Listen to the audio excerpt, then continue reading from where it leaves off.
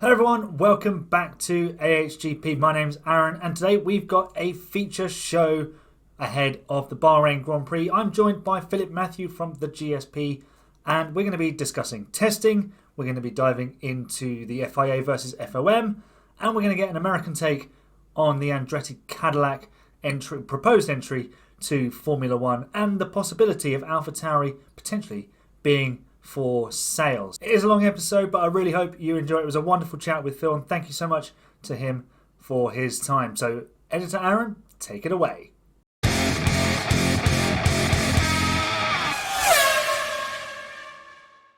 We are now less than a week away from the start of the 2023 FIA Formula One season, and we've finally seen the cars in action over the last 3 days in testing in Bahrain. And there's been lots of other headline news over the winter to keep us talking about F1. With me to discuss testing and more is Phillip Mathew, creator and host of the GSP. Phil, welcome to the show. Tell us about the GSP. Yeah, Aaron, the Gripster podcast we've been on for now, this is the fourth year, myself and my co-host Joshua Fine. We've had some of the people from Grid Talk on, like George and Tom Horrocks, who does the monkey seat. So those two guys have been on at really ridiculous times to actually do their hits, because we do it here in the U.S. on the East Coast time around 8:30 at night. So it's asking a lot. We go over all things motorsports. We talk about Formula One, IndyCar, NASCAR, motorcycle, different motorcycle categories. Basically, if it has wheels and it goes fast, we talk about it on the Gripster podcast. So it's a passion project for me, and being a fan of motorsports for now 32 years, it's something that I'm going to continue to love for the rest of my life. So it's nice to be around other fellow fans and people who enjoy the sport like I do. Yeah, it's always really good to find fans of the sport as well, because I know growing up, there wasn't too many people where I was that were interested in motor racing. Obviously, being from the UK, a lot of it was focused around football. So to find like-minded people is always good. And the fact that we can now connect across an ocean is brilliant. You're the first international guest that I've had on the channel. So a great honor on yourself there. Well, now that I am a spirit animal based on merchandise on Grid Talk, then I guess we're worldwide now. I'm turning into Pitbull. I just need to get the driving gloves and white spandex pants and say Dale and Gaiocho, and then we'll be really and own a NASCAR team, and then I'd be really cooking. Excellent. And if you want to find out more from the Grid Talk merchandise, I'll leave a link in the show notes below. That's not like a sponsorship. That's just me leaving a plug. So you can get a Phillip Mathew is my spirit animal t-shirt. You can be part of the Tom Downey fan club, and you can show your support for the show there. So let's get into some testing takeaways, Phil. Testing is over. We only had 3 days. Red Bull topped day 1 and day 3. Surprisingly, it was Alfa Romeo's Zhou Guanyu who was fastest on day 2. But let's kick things off by asking, who's impressed you most so far, other than perhaps maybe the obvious top 3? We knew what Red Bull was going to bring to the table, so it's nothing out of the realm. I'm glad to see Zhou Guanyu, whether it was a hero time or not, going and putting up a good time. It shows that this Sauber team is actually committed, even though their real commitment is like 3-4 years down the road. Zhou having to kind of trying to show that he has made progress in year 2. That's something that we have to see, but it's nice to go and have that kind of potential. I think also Aston Martin is one, with Fred Alonso going out there solo testing, and basically they look like a really fast. They have a really fast piece this year. It doesn't look like they copied anybody, so that's also something for them. And Fred is in a positive mindset for now. So as long as you have that guy, then it's good. Once it turns the other way, then we're going to see the real fireworks at Aston Martin Stroll F1. But they have a good car, and I think that's something we're going to see over these first 2 races of the season. I think the Aston Martin, whoever drives the other car, is going to benefit as well. And that could give them an early head start in their midfield battle with the likes of Alfa Romeo and others. Those 2 cars, I think, or teams are ones to, I guess, look at as positives. You knew that Ferrari was going to be up there. Mercedes is in between kind of what their package is going to be. So it's more muted in terms of what Mercedes is going to do. I think Ferrari is going to be the immediate threat to Verstappen and Perez at Red Bull, at least for the first 2 races of the season. Once we have that break and they're able to start implementing some of those changes to the cars, then I think we will have a 3 horse race starting, I think, at Australia. I've been quite impressed by Aston Martin's pace as well. And I mean, I didn't really expect them to make that jump from what was P6, P7 towards the end of last year. And considering where they came from with their car at the start of 2022, that was impressive in itself. But it looks like Fernando Alonso has finally made a solid career choice in terms of his team move. And I saw a tweet earlier that they're bringing upgrades for Bahrain, which could potentially move them closer to Red Bull. And there's a chance they could be competing for victory. Some people are suggesting, like on the Twitter sphere. I mean, take that with a lot of salt for what it's worth. But that, if that is the case, if Fernando Alonso sniffs a victory, that's a battle that we would like to see in Verstappen versus Alonso. Yeah, that would be something to see Max actually have to battle someone and not crash into him, even though they're kind of friends. So that would be really interesting how that friendship would be affected if they end up having to have a battle. Alonso hasn't been in a position to win a Grand Prix in a very long time. So that would be something. That team, the Silverstone team, has not been in a position to win since when Checo won the Sakir Grand Prix. So, I mean, it's been a couple, 2-3 years. It's been on and off. So in terms of that, if Stroll F1 is really serious and they're trying to go and double down on these first 2 races, well, good for them. It's been a struggle, and they've got a lot of new things coming along. And Fernando Alonso, whatever, with his ego and all that, he wants to show that he is that guy that has 32 wins and 2 world championships. He doesn't have to prove that. We already know that's there. He beat Michael Schumacher. I mean, I don't know what else he's trying to prove other than he hates Lewis Hamilton. I mean, that's literally what this is all about. That, and he has nothing else better to do, even though Toyota would hire him in a second to go back in the WEC, and he could go run rallies and do all kinds of other stuff with like Sebastian Ogier. But no, he needs to keep on running in Formula One. So it would be good for them. And I think under the pretense that Lance Stroll is not going to race because of his injury suffered in a bicycle accident, it would open the door. People were hoping to see Sebastian Vettel come back to get his 300th start. I don't think that would happen. It'll mean Felipe Drogovic, a defending Formula 2 world champion, would get his maiden Formula One race starts and be able to be in a place to at least get some Grand Prix experience, and they can see what they have. And in turn, they're going and kind of building him up for whatever other team's going to probably try to poach him too. Yeah, it'd be good to see Drogovic on the grid. He, as F2 champion, kind of deserved a seat in Formula One this year. Unfortunately, it doesn't quite work like that. The irony is that Logan Sargent is on the grid and he only finished 4th in Formula 2 last season. But, Drogovic might get his break. Now, let's move to the front of the field. Is it too simplistic to say the Red Bull are clear favourites at the start of the season? Do Ferrari have enough to challenge them, and also perhaps Mercedes?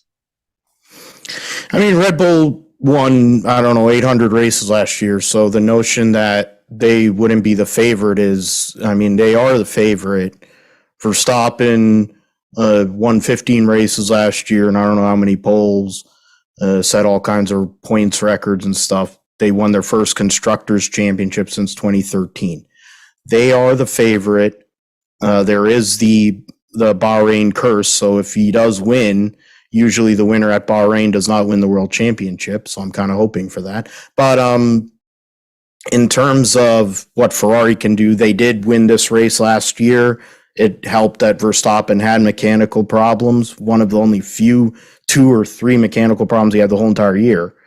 And Leclerc was there. It's a good track for Charles Leclerc. It's always been a good track for him, no matter what car he's been in. Ferrari with Vasseur, they seem to be in a much better place. They seem to be much more tightly. Everything is more focused, and there's like direction towards forward movement, which is going to help Charles Leclerc definitely, because he needs a lot of, he needs a pep talk and all that. He needs that support. Carlos Sainz, I'm interested in what Carlos Sainz is going to do, because I think he's always been that grinding guy. People have always underestimated him. Now you're giving him more stability. He's been in this team for a few years. What can he do head to head, not just against Checo, but against his former teammate in Verstappen? Verstappen's a favorite until anybody really stops him, literally. And I would say, I don't know. For us, we're Mercedes, we're Lewis people. We want to see him get back to the winning ways, to win a pole again. It isn't going to happen immediately, but the potential is there. And George Russell, after having a baptism by fire last year, but showing his mettle in being able to take a mediocre to a bad car and finish top five, constantly get points, is what kept them in the mix for a while Lewis was kind of doing a lot of that development work.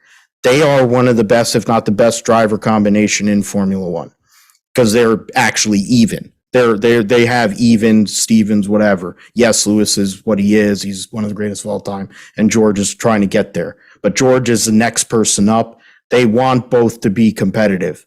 So there's a lot of potential there. It may not show this coming weekend. It definitely won't show at Saudi, because that track is a disaster area, literally and figuratively. But I think afterwards we'll see Mercedes start to at least make their presence felt again, like they had for many years. It's interesting you raised the point on Carlos Sainz, because I think the direction that Fred Vasseur is going to give the Ferrari team, and we're hearing a lot of positive things coming out of testing and out of Maranello, and that he's not afraid to make changes. He's going in, he's finding people who need to be doing certain jobs, and he's getting things moved around and molding the team in his image, so to speak.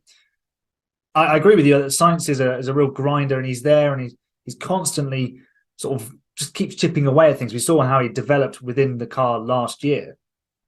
Could this potentially work in his favor, in the fact that there's all this really firm direction? He can now just focus on his driving and not being Ferrari's chief strategist.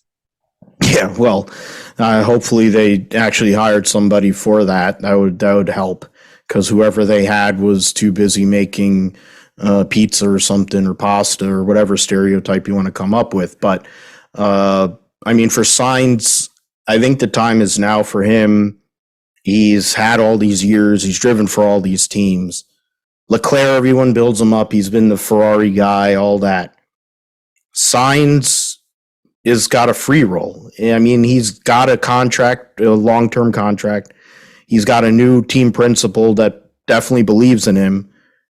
There's a lot going for him in this spot. Yes, he can make the odd an error here and there, but he's not prone to that generally over his career.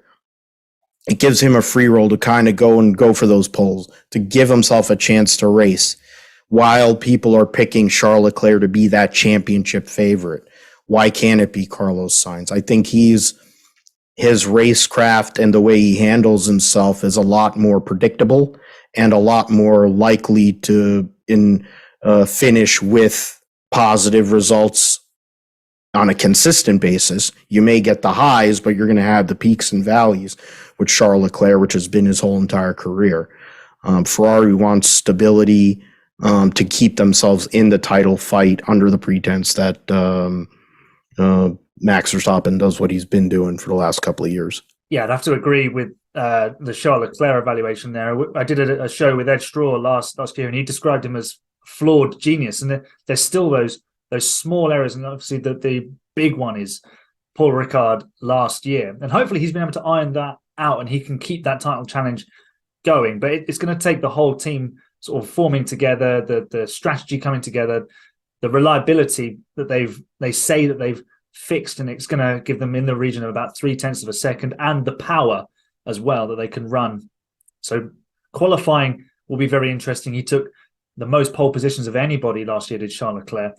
And it was a trend that we saw a lot, especially from sort of Imola onwards, was that Ferrari were very good on a Saturday, but it was Red Bull on Sunday. Is that something, do you think, we can see again in the early rounds this year, given that Red Bull clearly have a very good car over a race distance? Ferrari might have that power on one lap, and especially with Charles Leclerc, I think he's the best qualifier now in terms of the car and driver combination. I think that makes, I would agree with that. I think that Ferrari would be ahead, at least on one lap pace, with Charles.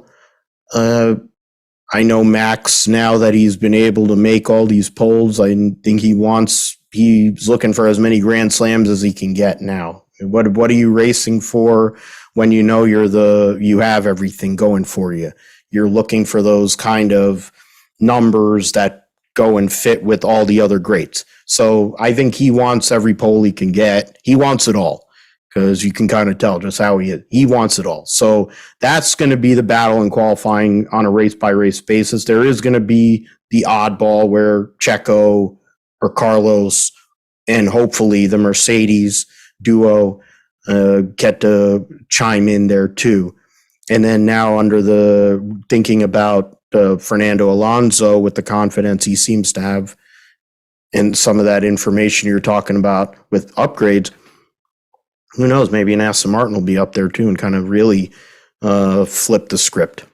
It'll be very, very interesting if Fernando Alonso can get himself on the front row in Bahrain.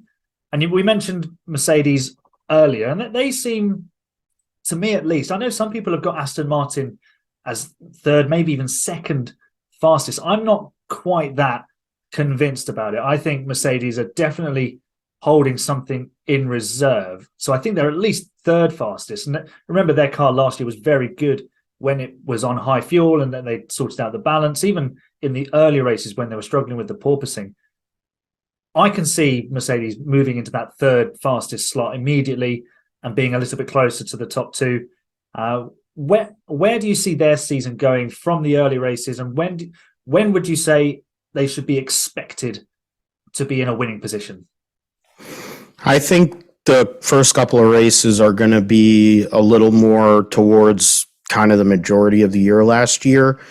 I mean, Bahrain has been a great track for Mercedes over time, but we have to see, due to the roughness of the surface, how the car will react. It seemed to do all right during testing.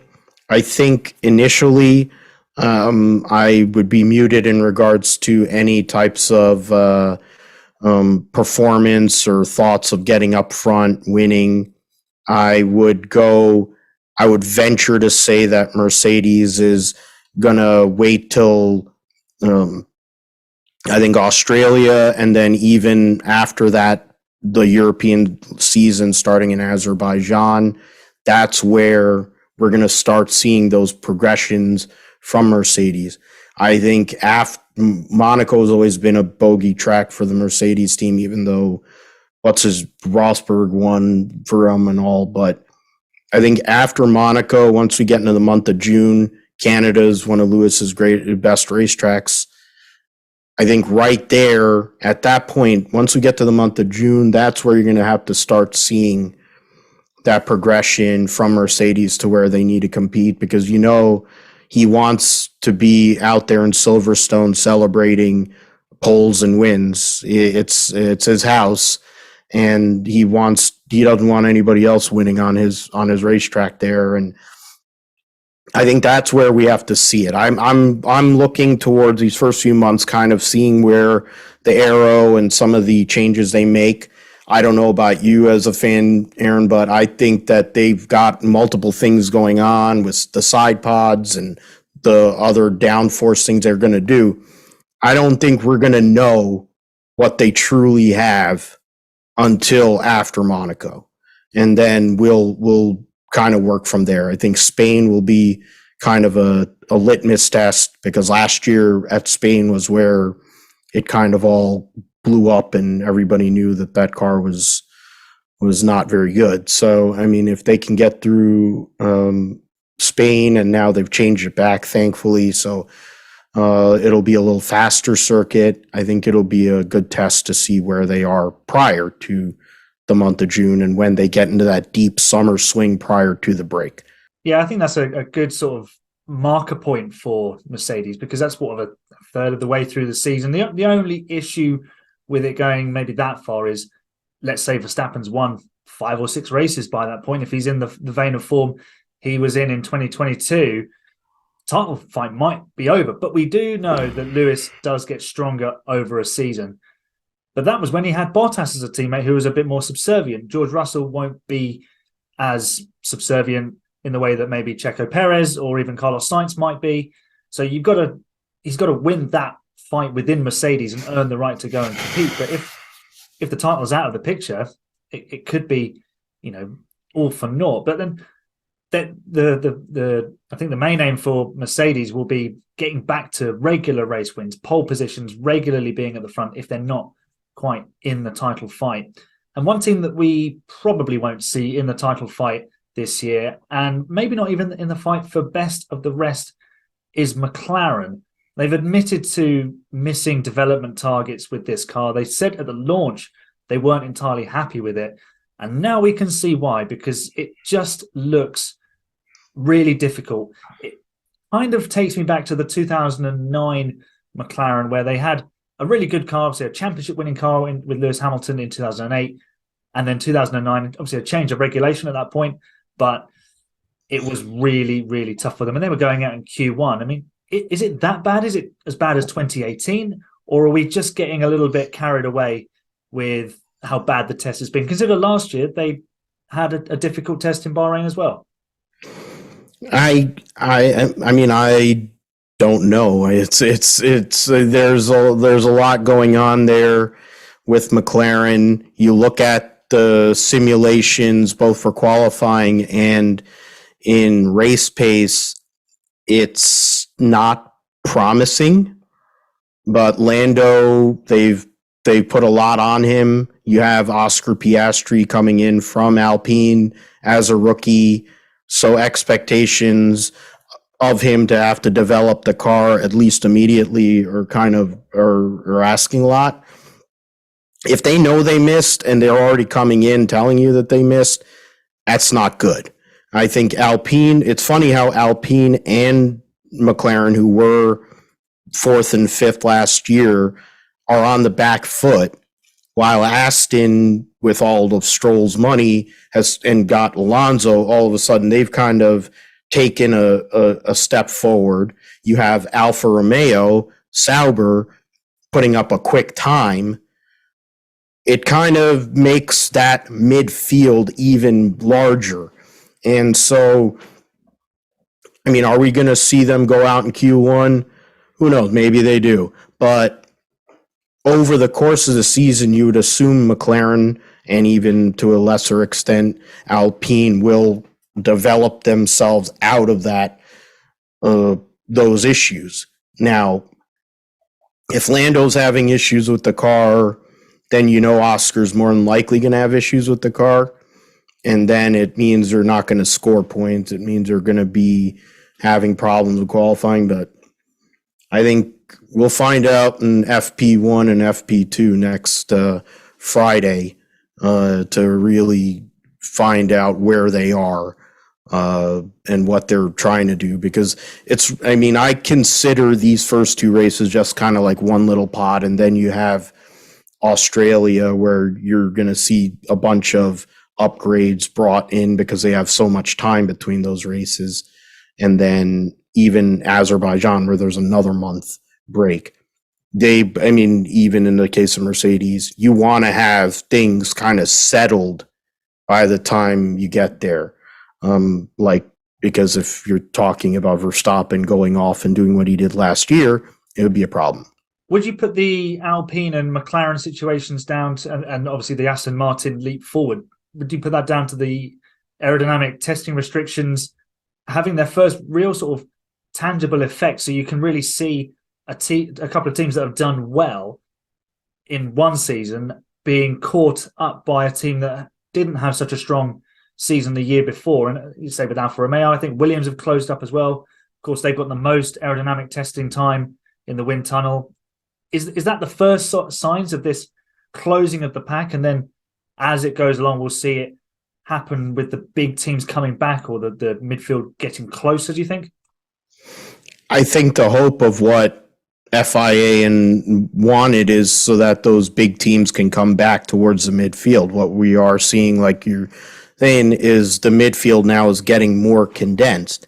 And I think it's entirely possible. I could agree that because of those changes with the restrictions, that there could be that could make a difference. You can also say that whatever evolutions that they made to their car from last year aren't hitting whatever, like McLaren's already said, their performance targets that they wanted. Will they? Are they going to change, or are they going to go back? There's different things you have to look at for those two teams, especially because they had solid years last year, and now you're behind definitely one team and possibly another.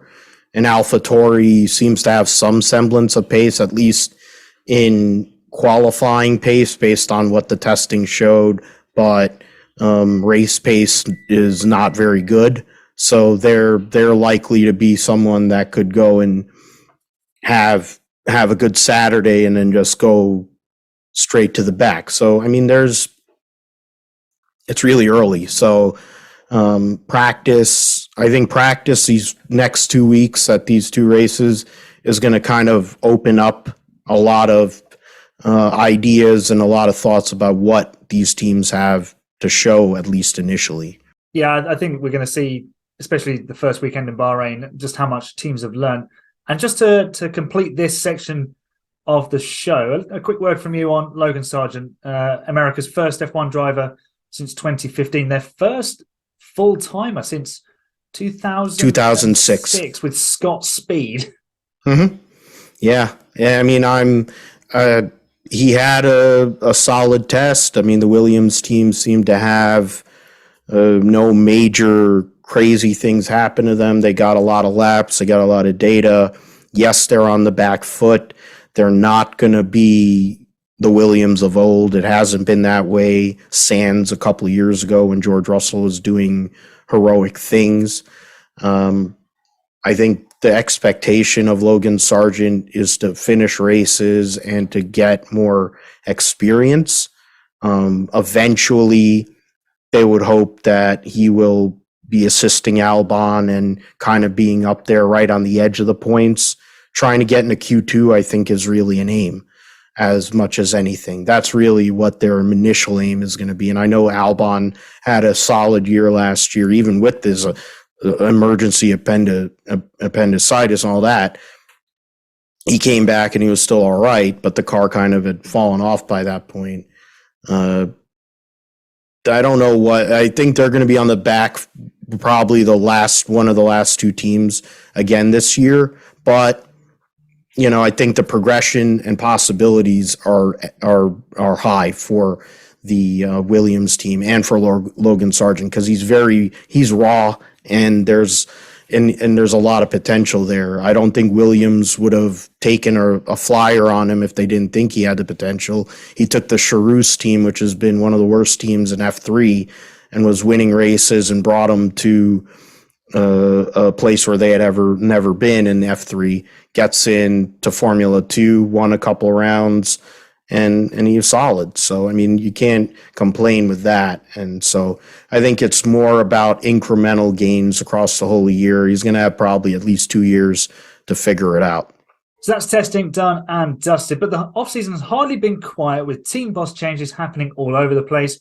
And there's been significant rumblings between the FIA and Formula One management. The most high-profile incident was perhaps the FIA inserting a ban on political, religious, and personal statements for the drivers without prior approval.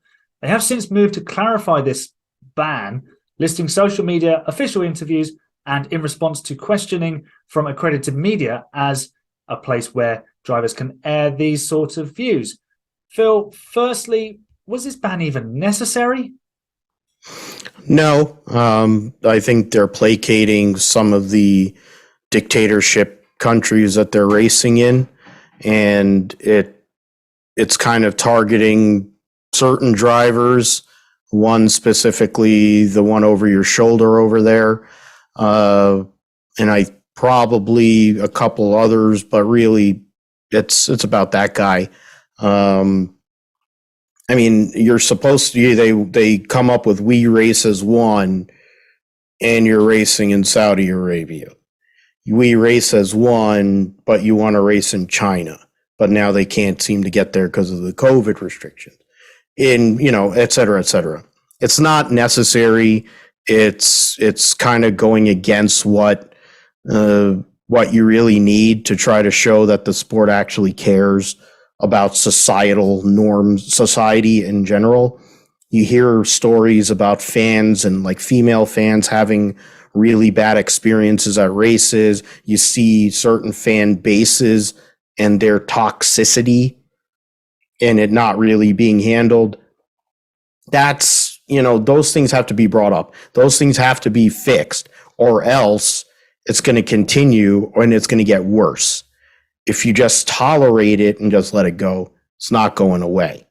And if it doesn't go away, you're going to ruin something that has built up and has become something that's really important to a lot of people and is a really great thing in terms of what Formula One seems to be on the upswing in a lot of ways. It does just seem to me the FIA are picking the wrong thing to focus on. So like you say, with the We Race as One, that was around in 2020 when the Black Lives Matter movement happened. So it was kind of at the right time, and it coincided with that. It might have just been a reaction to it, but it was the right thing to do. They carried it on slightly into 2021 and then did away with it in 2022, which was bizarre. And then they focused on drivers' jewelry. And again, it did seem to pinpoint Lewis Hamilton, who's been very vocal on issues, and he's worn T-shirts about police brutality. And, he's generally got an opinion on a lot of things, which is absolutely fair. But it does seem that they're picking the wrong thing to focus on. And again, with this, I feel it was far too heavy-handed. It just smacks of an organization that is trying to grasp onto the limited control it still has on what it sees as its own. So it's already, the FIA had to sell the promotional rights to Liberty Media. It's a 100-year lease, and they want to show that they're still boss. And Ben Sulayem is typing away on his Twitter keyboard and, whatever else. And it just looks ridiculous. It doesn't look professional, really, does it? Yeah, he's not done really well for himself. I thought IndyCar's PR this offseason was really bad, but Ben Sulayem has done a really good job to compete with that, with some of the stuff he's been saying and doing. You're controlling the drivers. Most of them are robots anyways. Most of them don't have a personality. If you're really getting into it, I don't care what Drive to Survive shows, because it's over dramatization anyway. The reality is most of these drivers don't have any personality. They're kind of like robotic. You program them, tell them to do this, do that, go and switch on this, then. That's what they are. Most of them don't have a personality, period.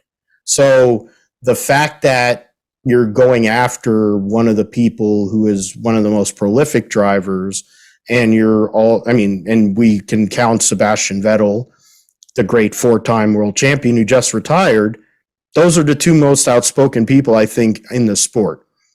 They're the two most accomplished people in the sport at that time as well. So what are you trying to say? You're saying the drivers don't have a right to speak up about what matters to them, but you want them to just go and drive that race car. It kind of sounds like what they were doing in the NFL and some other leagues, but it kind of fits a narrative, and there's certain things that all are similar with that. But hey, whatever the FIA thinks is going to come of that, I don't know. But I think Lewis is going to still speak out about things, and he's still going to have it on his own social media presence. And he may not wear T-shirts on the grid that speak of anything, but we'll know. And there are other people who have passions that will let us know through their own means. But I think it's kind of dumb, and FIA has had that kind of deal even going back to the days of Balestra with the way things were. Fact is, he's not coming back from wherever, and he's not coming back. So, like, do you want it to be like Balestra's days, or do you want it to be where we got to with some level of progression? It is a shame because it does seem a bit backwards, but there's clarification. So, the one that intrigues me most is in response to direct questioning from the media. Are we going to see? Do you think maybe the media, so say guys at Autosport and The Race, who are quite significant on social media, are you going to see? Do you think we're going to see them having like little? I want to say, not quite sure how to phrase it, but maybe sort of a friendship, professional friendship with these drivers about things that are close to the drivers, and then they'll ask them in the press conferences and in interviews to get their opinions on it. So just sort of to be that mechanism in which they express their opinion. It's a possibility. I mean, it's the same men and women that are out there. I mean, generally, there hasn't been a whole lot of turnover. So the people who have the connections that they have, I don't think are going to change. I think if it kind of, like you brought that up just now, Aaron, and it reminded me of what Ayrton Senna had, the connections he had with some of the photographers in England when he was building his career up, and then also making connections with the Brazilians at TV Globo, who showed the Formula One races. And he had those friendships and those connections, and they all assisted him at different times of his career, and especially when they tried to put the screws to him, especially the FIA or FISA at that time. I mean, I think that those things will be there, but I also think that the drivers themselves are going to take a little bit more ownership of it on their own and have their own media or PR staff kind of do things to show what they're really about or what they're looking for. So there might be more feature pieces that kind of get into that. There might be some other behind the scenes stuff that we might get because of it. But I guess we'll find out as the season goes on. Yeah, I suppose we will. And that'll be quite interesting to see how those sort of pieces manifest themselves in terms of how they're presented to us.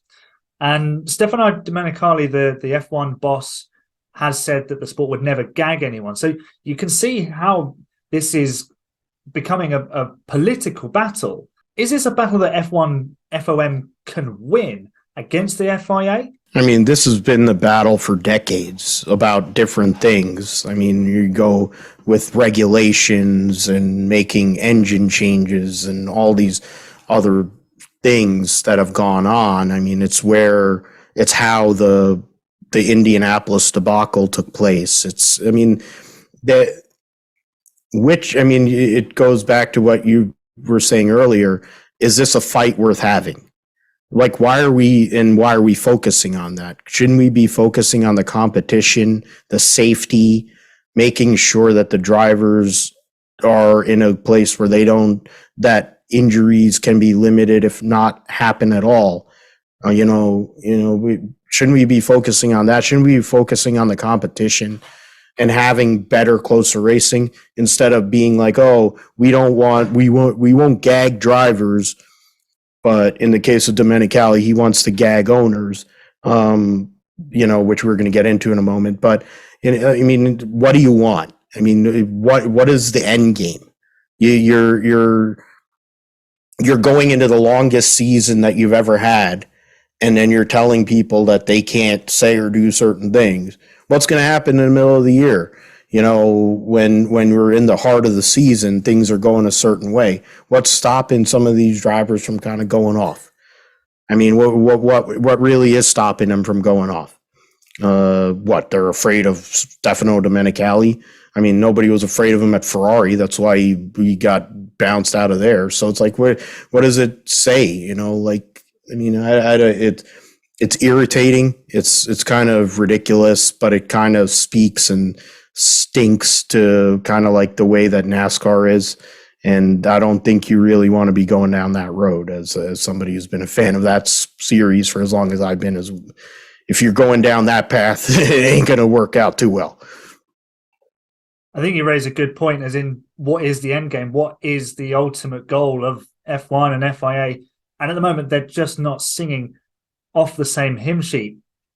And it's not just what people can and can't say that they're not aligned on. It is the quest for an expanded grid. And of course, we had the massive news in January of Andretti and Cadillac buddying up. And it's a brilliant sports brand in Andretti, motorsport brand, and it's a massive car company in GM, and bringing a classic name like Cadillac. I mean, it's almost a match made in heaven, and yet there's been so much resistance. And then to almost rub GM's nose in it, Ford have got themselves in bed with Red Bull. So just to kick this conversation off, what was your first impression as a US citizen with a lot of motorsport passion? What was your first reaction to Andretti and GM buddying up? I'll take it back to when Michael went and announced that he wanted to do this and start a Formula One program. And his dad, of course, is one of the greatest race car drivers ever lived, the 1979 world champion Mario Andretti. The two of them are up front saying, we're going to start this team. We want to get Colton Herta. All this stuff was going on. They're building this massive place in Indianapolis or in Indiana to house all of these teams, including a prospective Formula One team. They're getting all the finances in place. He's got tons of connections across the whole world. He owns a supercars team. He's connected to Zach Brown and all that. The reality of the world is we're not going down the road of Marussia or the old Lotus, that whatever that Lotus team was, or whatever the HRT. We're not going down that road. They're trying to do this the right way. They're trying to come in with the right pieces in place. The other teams and whatever keep moving the goalposts. So then Michael responds, okay, I'll pay the 200. Oh no, we can't do 200. We want more money. You don't have an engine manufacturer. Oh, okay. So we're going to get Cadillac and General Motors in on this. Cadillac, of course, went and ran at Le Mans previously. They're going to be back at Le Mans this year because they're part of the World Endurance Championship. General Motors has been winning races for God knows how long all over the world. And there's no problem with Corvette, and there's no problem with Cadillac there. But once Andretti wants to come into Formula One and Cadillac wants to come into Formula One, I mean, we don't know what the end game will be there. If it's just going to be a branding exercise, which in a lot of ways is what Ford is doing, or are they going to be more involved with Alpine? Are they going to make a connection there? Will that end up doing something? Who knows? But why are you taking the viability of a team, having a viable organization come into Formula One that is an American team with a likely at least one American driver off the table because you're afraid of competition? That's what it stinks of. I don't know what you feel, but that's what it is. You keep on moving the goalposts. You don't want competition because you don't want somebody that actually knows what they're doing and over time has had success in virtually every motorsport discipline that they've been involved in. Michael Andretti won 41 IndyCar races and a championship. He's probably the best driver to never win the Indy 500. He came to Formula One and it went to bleep in a handbasket due to any number of reasons. But Michael Andretti, the owner, has won multiple Indy 500s. He's won races all over the world. He's serious. He doesn't mess around. The guy knows big money. If it was nonsense like USF1 was, then it would have blown up already. It hasn't blown up. This continues. And Mario Andretti, whenever he gets interviewed, he kind of mentions it. Kind of, IndyCar, they're coming back next week. I know that all the media is going to go and ask him about that too. It's not going away, people. It's it's the same way as FIA and FOA. What do you want? Do you want to grow the grid, or do you want to pick and choose? Like I brought it up there's a friend of mine that I have on Twitter. He brought up the new news about they want to triple it to 600 million. And I said, like, if we have Richard Branson, who had went and promoted being a sponsor and whatever it was back in 2009, if Branson decided to cut a check for 600 million, are you going to tell him that he can't compete in Formula One? No, they're going to say, okay, fine. So what's the difference? Because he's Aussie? Because he goes and flies himself in a rocket? Like what's the reason for giving him the opening? What? Because they don't feel like he's going to be a threat? That's what it's all about, in my opinion. I think there is an element of that fear of competition. And like you say, Michael Andretti is a guy who knows what he wants. He goes out and he gets it. And I think he's kind of rubbed people up the wrong way a little bit. And, these guys, these team principals in F1 have almost sat in their kingdom for a long time now. And they had their feathers ruffled when Michael Andretti came around asking for support. And they probably do fear a little bit of competition in that sense. And that's where the FIA and FOM need to kind of get their own house in order. So they know what they want. I don't think either of them are generally opposed to growing the grid as a whole, but I think they want it to be done in the right way. And they do keep saying about other teams being interested, but we don't hear anything of it. So I think it is just Andretti and GM. And I think it would be a fantastic thing for Formula One to have. And I know we've got an American team in Haas, but they don't really embody the American side of their business. Gene Haas is not particularly present on the pit wall. Haas are more represented by Gunther Steiner and his antics in Drive to Survive. Yeah, that's what they're known for. And we love Gunther Steiner. He's brilliant. He's good value. But a proper American team, and like we were saying off air, 3 races in America. If you haven't got an American team and an American driver to tap into the market when F1 is so big, you've got to milk this cash cow when it's big and juicy. Let's be honest. You've got to get as much out of it as you can now, because in 10 years, if there's another, let's say, financial crisis and the manufacturers all pull out, you need money in the bank to fall back on and support the other teams around. And if we drop down to 10 teams again because a couple have pulled out, then those ones can survive. And Andretti could be one of those, because primarily they're a racing outfit, and that's what they do. Yeah, and he has connections with Ford in Australia now. He has connections with GM now with this prospective project. He's been with Honda and Chevy in the IndyCar series over the past however many years. He's also, how many different connections can the guy have? The number of sponsors he's brought over to his team. And they have 3 of the 4 cars are legitimate cars and are sponsored with big time companies. So, and in the supercars, they have the same thing. So, and he's had that in other entities. I don't know what the problem is, other than, okay, fine, he's calling people out, and they don't want the the brash American guy to come in and mess with the old boys club. But to be fair, we see where it's gotten us, and we have a bunch of, we're getting restrictions and people can't say this, that, and the other, and we're getting into backwards world instead of moving forward. And the point of the 3 races in America, and it seems like they keep on wanting to look for other places to race in America.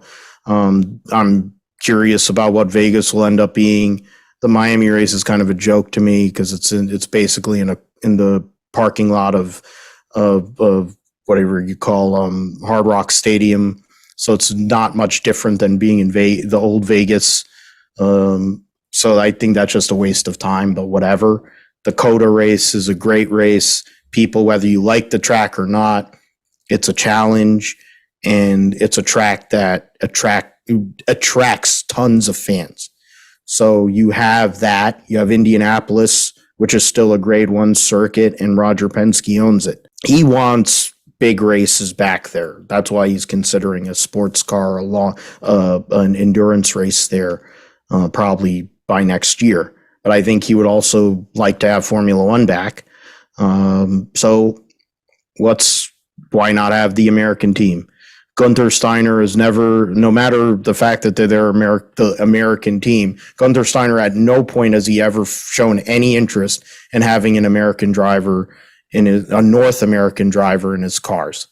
He's had South American drivers in his cars, like that's in Pietro or whatever, but that's it. He has got that bias from all the, whatever is built-in bias from all these years. And, he's Gunther Steiner. So whatever that is worth.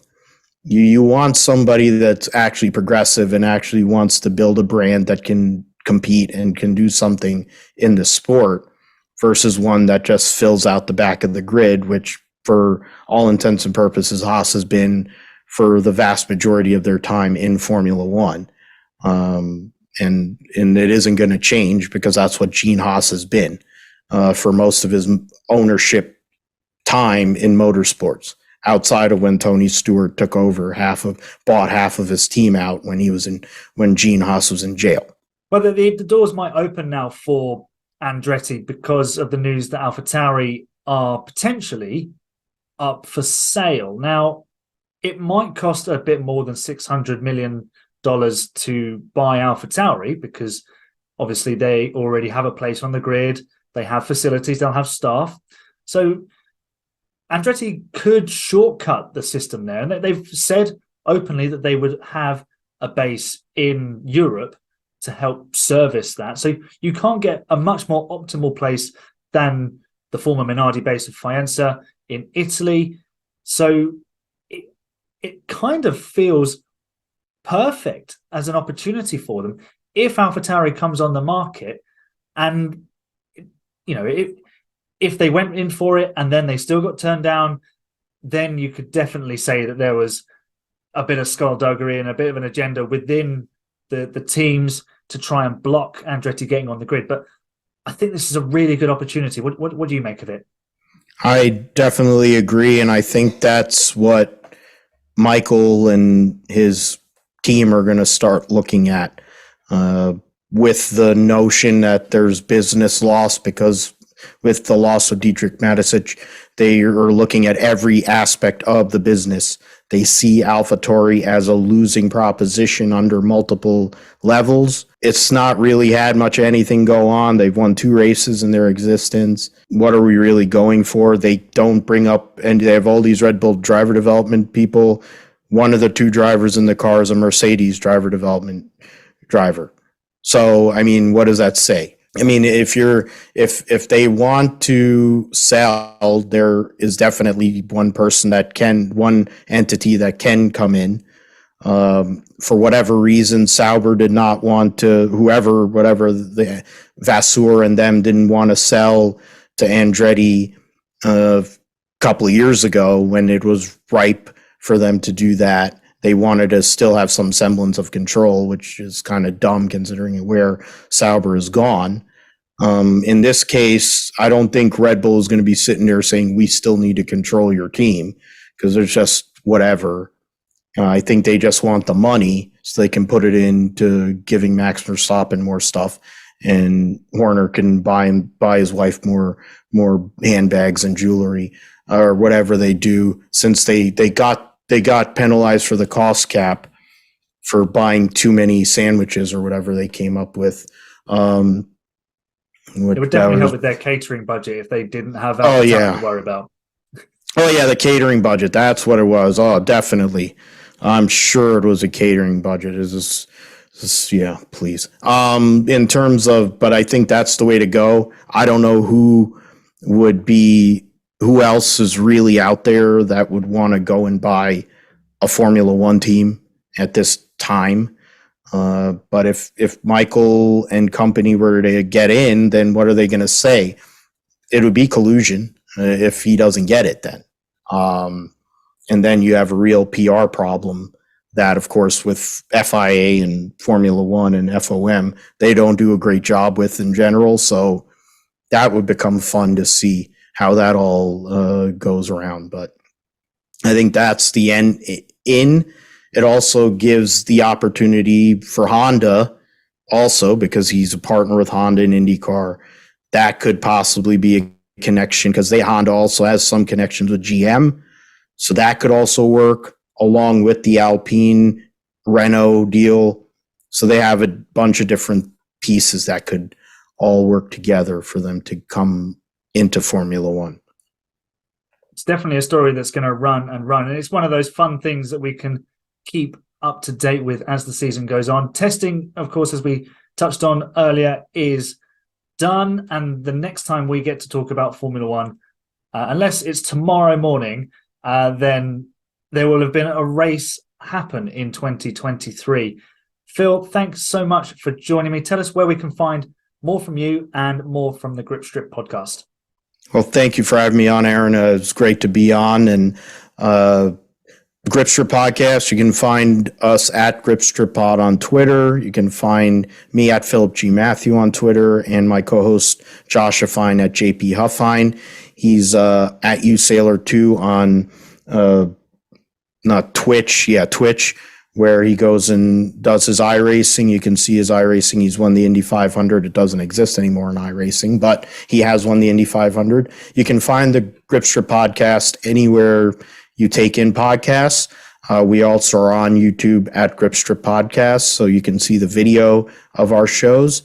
And we're coming up on episode 158 this coming week, where we will preview the Formula One World Championship for 2023, along with IndyCar Championship for 2023 and other racing that is upcoming here later on here in the next few minutes in NASCAR and anything else that's going on in motorsports. So yeah, thanks again, Aaron, for having me on. And it was great fun to go and talk about all these topics. We're going to be busy for a while, so plenty to get into. So it's nice to do it a little easier now before we get into the nitty gritty of the Formula One season.